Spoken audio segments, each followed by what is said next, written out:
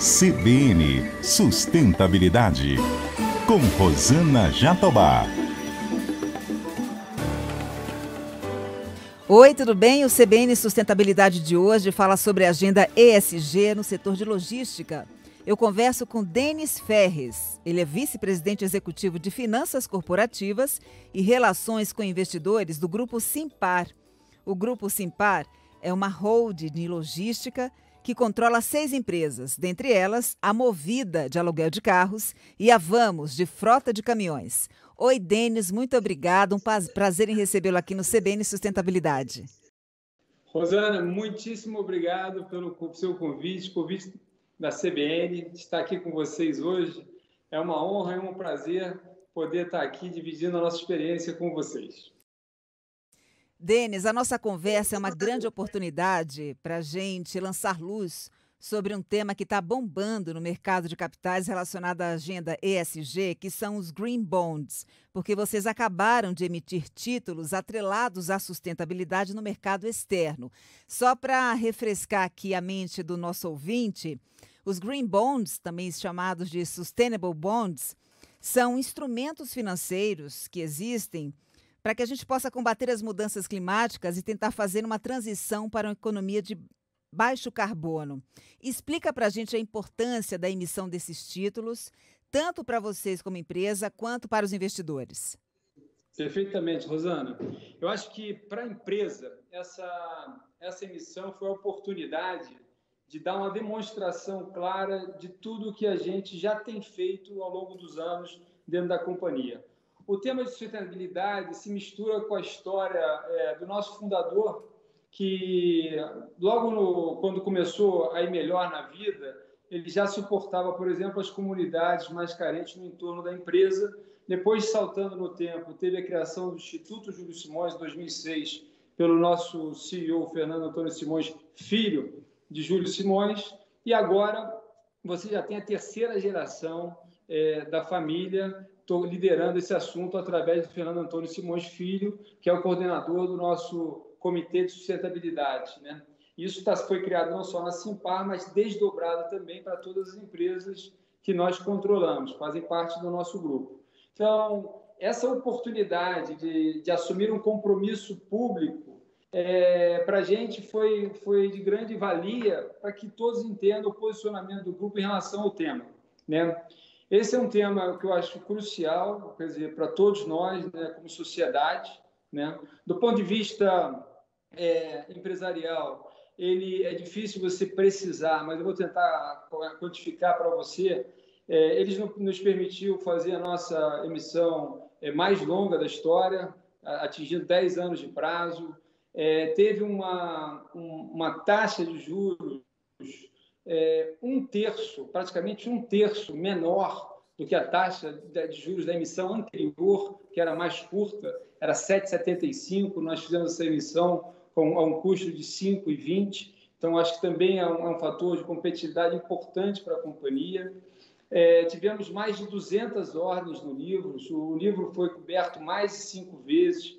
30% desses investidores tinham um mandato ESG na carteira, né? Mas a gente acredita fortemente que essa é a única direção a seguir. O tema ele vem ganhando visibilidade, de fato. Eu já escutava isso em algumas oportunidades em que eu tive de representar a companhia em algumas praças internacionais. Eu via que isso vinha crescendo.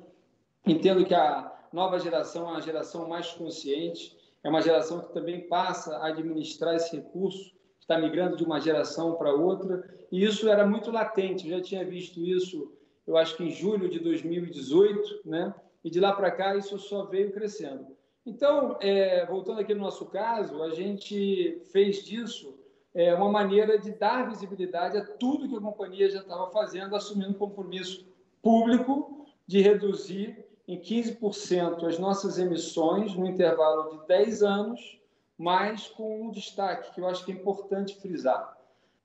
Nesse compromisso de redução, a gente não tem apenas o escopo 1, que é aquilo que você mesmo produz, e o escopo 2, que é o consumo de energia elétrica. Nós incluímos aí o escopo 3. O escopo 3 é aquele que não está sob sua administração direta e que você precisa influenciar, seja seus clientes e seus fornecedores, para tentar atingir esse objetivo.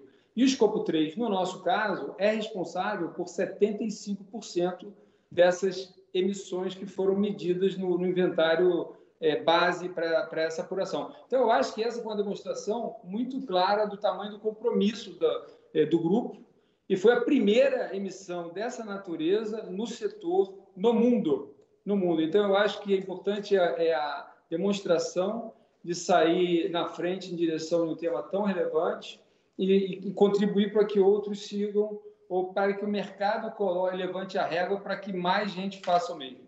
Então, esse é algo muito importante. E do ponto de vista de sociedade, é a questão do investimento consciente em empresas que tenham realmente prezando por um mundo melhor, porque, afinal de contas, a gente vive aqui, né? Então, se a gente não preservar ele, não haverá perpetuidade. A gente acha que a perpetuidade está diretamente ligada no assunto de sustentabilidade. Denis, de quanto foi essa captação com a emissão dos títulos verdes e em que projetos sustentáveis vocês vão alocar esses recursos? Perfeito. Essa foi uma emissão inicialmente oferecida com um volume de $500 milhões.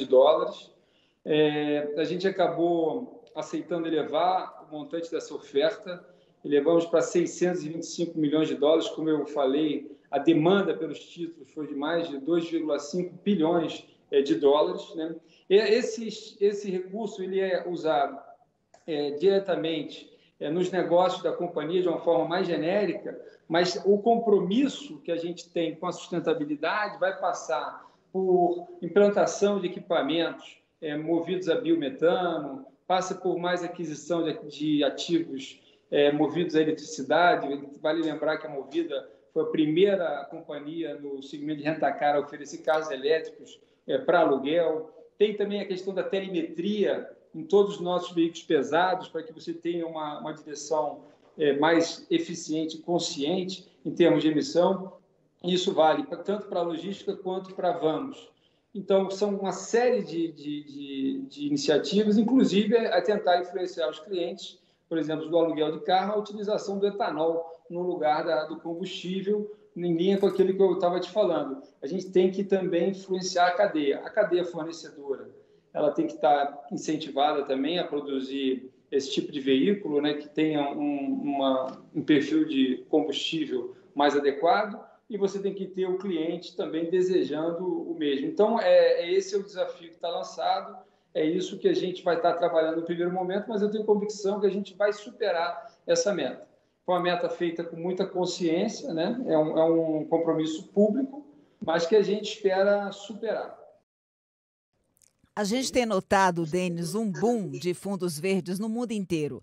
Só nos Estados Unidos, no ano passado, foram 23 no primeiro semestre. E se, por um lado, a gente nota que existe, de fato, uma demanda maior em investimentos ESG, por outro lado, a gente observa que os investidores estão atentos, estão desconfiados, porque eles não vão comprar qualquer oferta só porque vem chancelada por um carimbo verde. Nesse sentido, como a Simpar se coloca para ganhar credibilidade e a confiança desses investidores?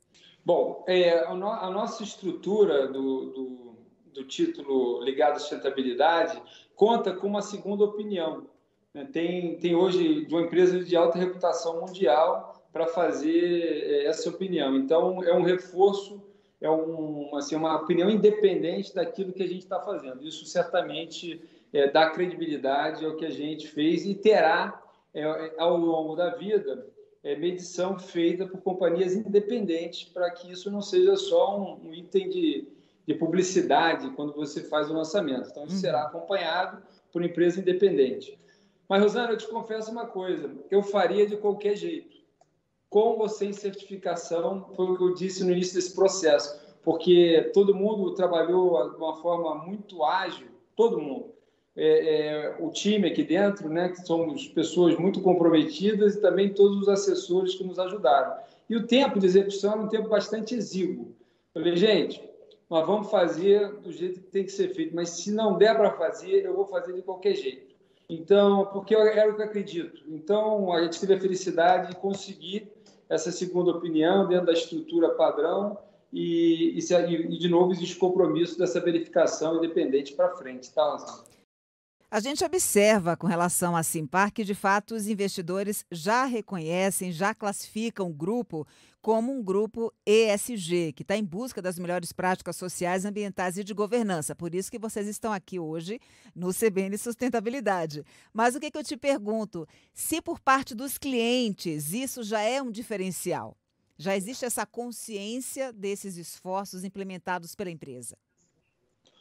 Olha, eu diria que isso ainda está em desenvolvimento, tá? Não toma um caráter que eu ainda considero embrionário, em função do tamanho que isso pode atingir. Mas a gente já tem exemplos, por exemplo, no caso de Movida, onde o cliente aceitou uma cotação discretamente maior do que outra pelos fundamentos de sustentabilidade da Movida, que já tinha o programa de neutralização de carbono, tem o compromisso com a Fundação Black Jaguar de plantar até 2022 1 milhão de mudas, né, de árvores na floresta amazônica. Então, isso foi claramente um evento assim, tácito do valor que clientes estão atribuindo. Agora, a gente tem interagido com vários clientes no sentido de criar soluções nesse sentido, mas ainda acho que ainda tem muito chão e muita oportunidade para acontecer. Na verdade, é o consumidor, nós, como consumidores na ponta, que devemos exigir dos produtos que a gente consome esse tipo de comportamento, porque no final do dia você ajuda a motivar toda a cadeia, e eu sou uma parte dessa mesma cadeia, mas estou aqui com toda a disposição de analisar caso a caso e tentar chegar na solução mais eficiente para atingir esse objetivo junto a nossos clientes, com aqueles que são vitais para a gente, que a gente suporta ao longo desses mais de 60 anos de existência. O Brasil tem, por vocação natural, um grande potencial de desenvolvimento de fontes renováveis. Eu te pergunto, existe um ambiente político favorável para a expansão dos negócios da empresa em se tratando da agenda ESG?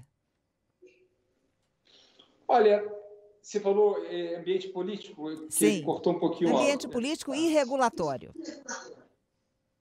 Olha, a gente tem um pensamento aqui dentro que, enfim, favorável ou não, a gente sempre acha que dá para achar um caminho, né? Então, eu vou evitar fazer um julgamento. Eu acho que com as condições que aí estão, a gente tem oportunidade de fazer. Se pode melhorar, eu acho que na vida tudo que a gente faz sempre pode melhorar. Então, dito isso, eu acho que as condições podem melhorar. Agora, eu não sinto uma necessidade disso. Eu acho que é muito mais essa questão que eu estava comentando há pouco, da conscientização do consumidor, né, que motivará a indústria e o comércio, e você tem, então, um efeito na cadeia toda. Esse é o que a gente acredita. A gente vive superando desafios e dificuldades. Então, como talvez a gente tenha vindo de um mercado, que foi o mercado logístico, um mercado muito fragmentado, né? Então, a gente não fica esperando que ninguém dê a solução por nós. A gente tenta fazer a nossa parte. Se o ambiente melhorar, que bom. Mas, por exemplo, claro que o papel do consumidor é salutar. Ele está na ponta, ele que define, né, o consumo. Mas quando a gente fala, por exemplo, do etanol no Brasil, da nossa capacidade de expandir essa pérola que a gente tem em termos de fonte renovável, e a gente se depara com um plano do governo americano de remodelagem total do seu setor elétrico, o Brasil precisa, de fato, aproveitar essa oportunidade. Que gargalos que você enxerga que podem impossibilitar essa relação? Ou que ponto de atenção é importante para a Simpar nesse aspecto de desenvolvimento do etanol, por exemplo? Eu acho que é mais o seguinte, eu acho que mais é uma questão de eficiência e custo, né? E buscar custo. A melhoria da tecnologia. Seu Júlio, nosso fundador, costumava dizer que no Brasil tudo que se planta dá. O clima maravilhoso e as pessoas também. Então, a gente tem tudo que a gente precisa está aí. Agora, a questão da eficiência energética para endereçar o assunto custo é sempre importante, né? A melhoria tecnológica no aproveitamento dessas fontes, pode ser o etanol, pode ser outras fontes, é sempre, eu acho que, crucial para que a gente caminhe cada vez mais nesse sentido. Então, eu acho que é mais essa questão de desenvolvimento do que uma questão regulatória ou algo que o valha. No primeiro momento, ter um plano de sustentabilidade assim tão robusto pode significar um custo adicional, que ele, obviamente, é diluído no longo prazo. Para vocês, isso representou um custo importante no primeiro momento? Olha, eu acho que o custo não é um custo relevante, nem no primeiro momento. Agora, eu acredito muito na expansão disso que está sendo feito. Porque o que acontece? A minha experiência de vida mostra que toda vez que empresas endereçaram a questão de sustentabilidade, elas ganharam mais eficiência. Assisti uma empresa que tinha o mais baixo custo de produção na determinada commodity. À medida que ela endereçava mais e mais a questão de sustentabilidade, ela se tornava mais forte e tinha custos menores. Eu acredito que a gente vai passar por algo semelhante aqui também, porque o tema não é um tema só de ir de A para B, mas é também de ter um olhar sobre o desperdício e evitar o desperdício ou perceber onde tem o desperdício se você não tem uma oportunidade. Eu acho que esse é um processo que acontecerá naturalmente. Os investimentos vão ser feitos de forma balanceada, né, em parceria com clientes, então não é um negócio que não para de pé. Tudo é pensado de uma forma sustentável, né, porque a gente está dando um passo, mas também tem no tripé da sustentabilidade a responsabilidade econômica. Então, eu acho que isso virá naturalmente, já acontece. Por exemplo, eu citei a telemetria. A telemetria é uma questão de racionalização da direção.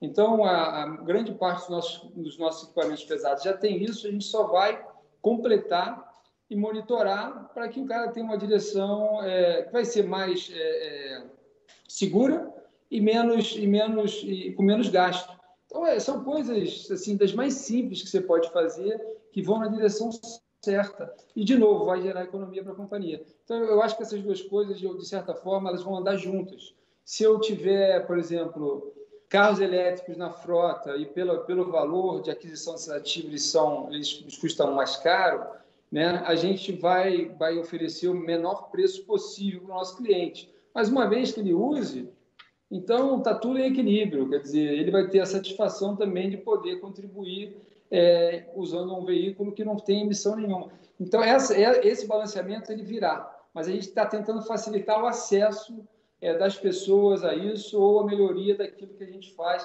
através do tema sustentabilidade. A despeito da força e da resiliência que você cita por parte de empresas que de fato têm compromisso com a agenda ESG, me responda por que o tema ainda não pegou tração no Brasil? O que está faltando para que haja de fato essa conscientização por parte do setor empresarial? Essa é uma boa pergunta, Rosana. Eu queria ter todas as respostas para ela, mas enfim, eu acho que é uma questão assim gradual e para mim tende a ser um pouco exponencial. São coisas que parecem estar demorando a arrancar, mas na hora que ela começar a se intensificar, isso vai subir de uma forma muito importante e aqueles que não estiverem preparados, eu acho que são empresas que vão estar com o seu futuro comprometido. A questão de sustentabilidade, passa por flexibilidade, passa por adaptação, passa por consciência do que você está deixando para o futuro onde você espera estar lá como empresa, né?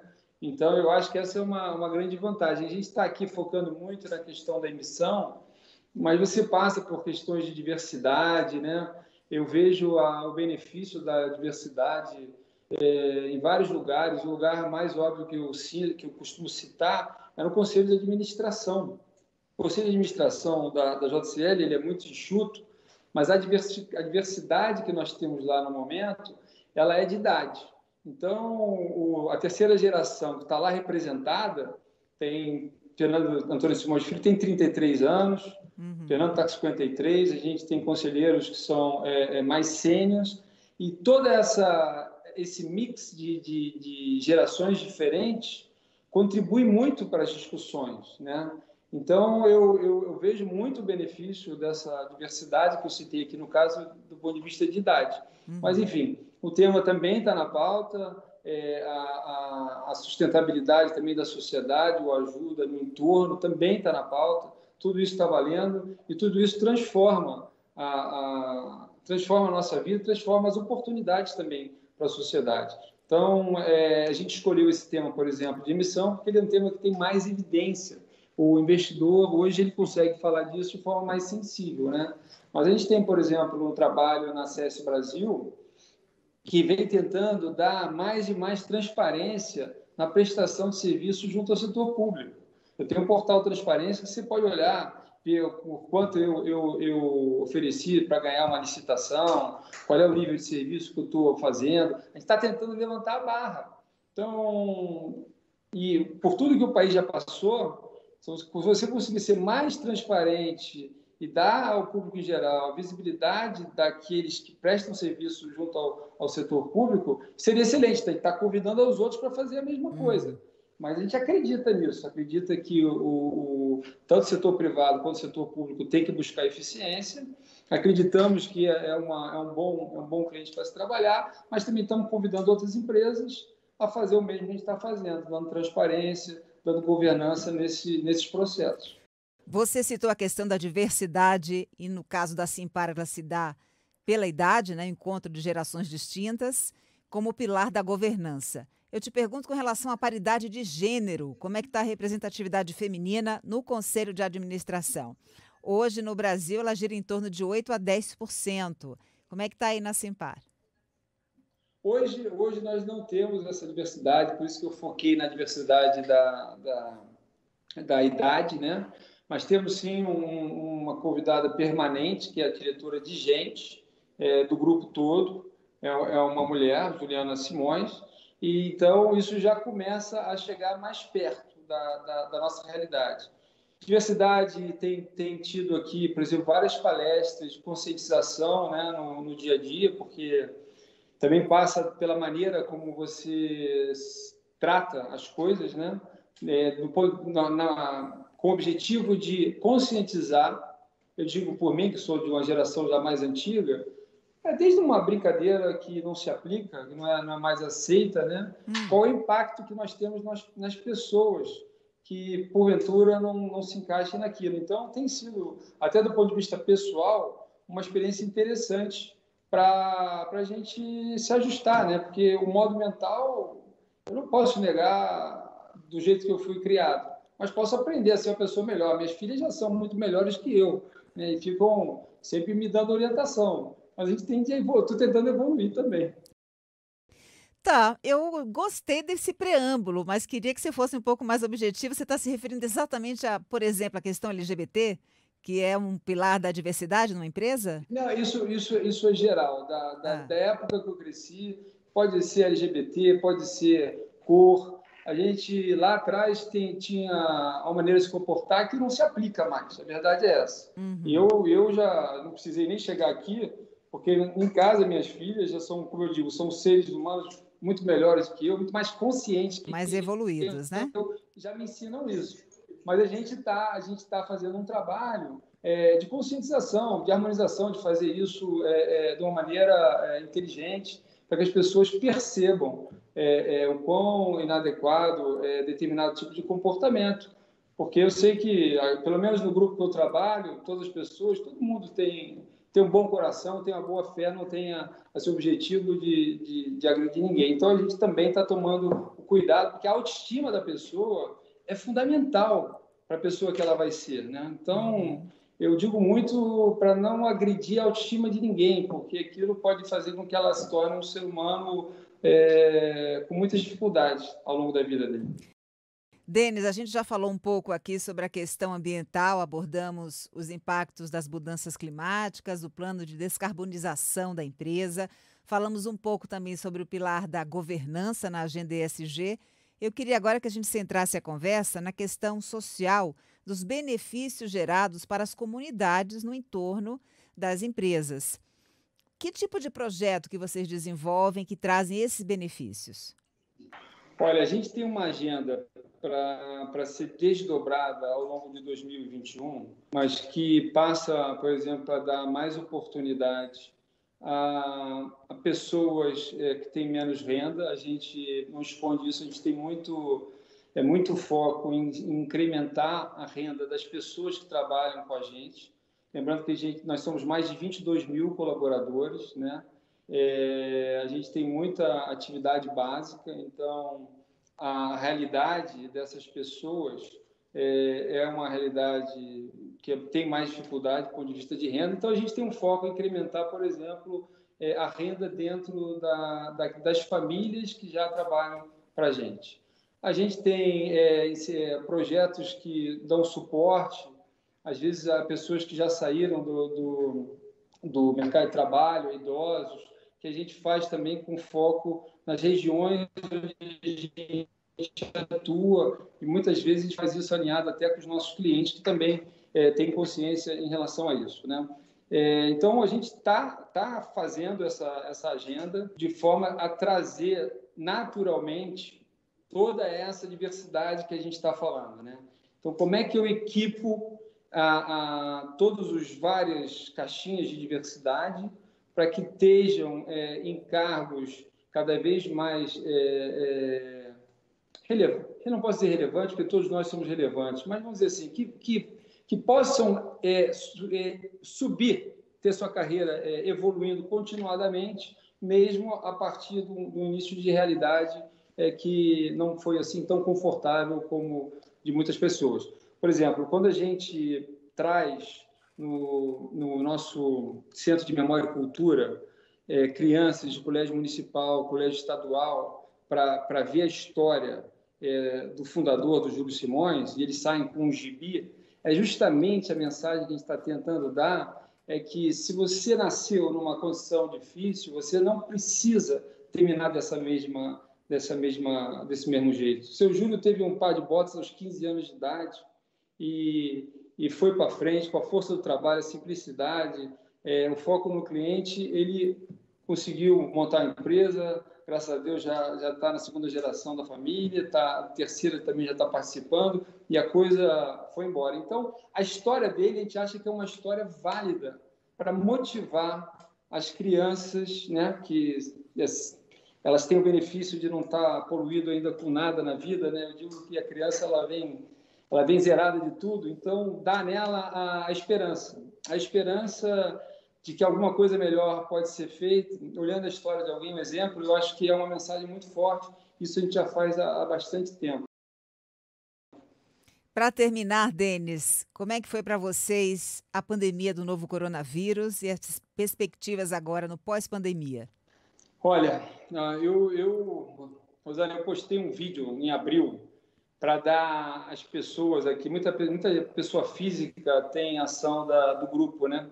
E eu queria dar a ela um acesso democrático à informação, que ela tomasse a melhor decisão possível naquele momento, né? Então, eu confesso que eu também disse lá e digo agora, que eu não tinha condição de estimar qual era o tamanho do impacto da pandemia, mas algumas coisas eu achei interessante. Primeiro, eu acho que a gente mostrou uma resiliência que a gente sempre verbalizou e que ela foi testada para valer, porque eu não considero o Covid uma crise, eu considero uma guerra, né? Limitação de circulação, escassez de alguns produtos e por aí vai. Então, os nossos negócios mostraram ser resilientes, ou porque são essenciais, ou porque estão em contratos de longo prazo, ele se mostrou bastante resiliente. Aquilo que mostrou mais volatilidade, que foi no primeiro momento, quando se interrompeu a mobilidade urbana, também validou o que a gente sempre disse, que o dinheiro, o recurso alocado aqui dentro era sempre alocado em ativos operacionais de forte liquidez no mercado secundário. Então, a gente também conseguiu fazer o ajuste do tamanho de frotas, monetizando esses ativos no auge da crise, de uma maneira muito criativa, mérito dos executivos que fizeram isso, digitalizando o processo de venda, enfim. E depois eu confesso que as coisas voltaram muito mais rápidas e muito mais intensas do que eu podia imaginar. Hoje, com um grupo com essa estrutura, né, a Simpar controlando 6 empresas independentes com a sua própria governança, eu tive o benefício de ter ao meu lado colegas extremamente competentes que, quando a gente definiu a linha de atuação, agiu muito rápido, protegendo primeiro a liquidez da companhia e depois fazendo os ajustes nas operações. Uhum. Então, quando a gente terminou o segundo trimestre, a gente estava com a casa arrumada e já olhando a expectativa de retomada e crescimento que estava se apresentando. Então, eu vejo hoje um grupo de executivos extremamente confiante, e junto com eles os seus times, de ter passado por algo que foi uma agonia tão grande, né? E convictos que podem entregar muito mais até do que a gente pede para eles. Eles até brincaram com a gente no fechamento do ano, que foi um fechamento meio digital, assim, online, mas dizendo que a gente estava muito frouxo com a meta para eles, que eles iam entregar muito mais. Isso mostra muita vibração desse time de pessoas, né, do coletivo todo. Então, eu acho que no final a gente aprendeu que dá para fazer mais com menos, né? Temos um grupo de pessoas extremamente motivados e acreditando na sua capacidade de entrega, e estamos muito felizes aí com a expectativa de crescimento para o ano, forte crescimento para o ano de 2021, e se Deus quiser continuar assim, né? Muito bem, Denis Ferres, vice-presidente executivo de Finanças Corporativas e Relações com Investidores do Grupo Simpar. Muito obrigada pela sua participação aqui no CBN Sustentabilidade. Boa sorte e até a próxima. Obrigado, Rosana. É um prazer estar com vocês e com a CBN. CBN Sustentabilidade, com Rosana Jatobá.